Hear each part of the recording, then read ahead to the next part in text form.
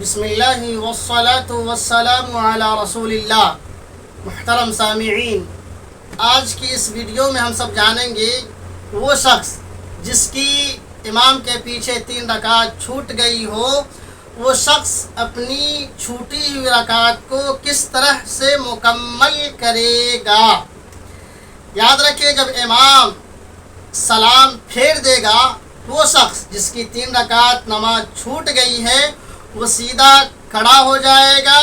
سب سے پہلے وہ ثنا پڑھے گا۔ ثنا پڑھنے کے بعد اعوذ باللہ من الشیطان الرجیم بسم اللہ الرحمن الرحیم پڑھے گا۔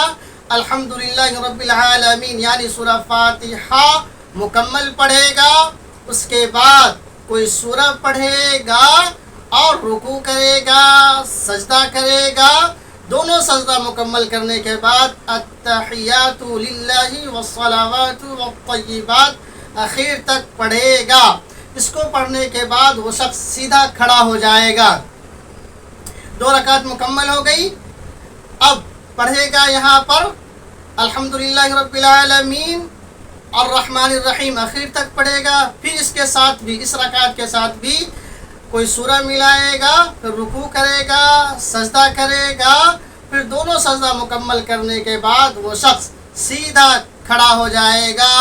یہاں پہ التحیات میں نہیں بیٹھنا، یاد رکھیے گا، سیدھا کھڑا ہو جائے گا۔ اب صرف یہ 4تھی رکعت ہے، تو اس میں الحمدللہ رب العالمین یعنی سورہ فاتحہ پڑھنے کے بعد پھر رکوع کرے گا، سجدہ کرے گا۔ اس کے بعد دونوں سجدہ کرنے کے بعد پھر التحیات للہ پڑھے گا۔ اس کے بعد درود شریف پڑھے گا، دعائے معصورہ پڑھے گا۔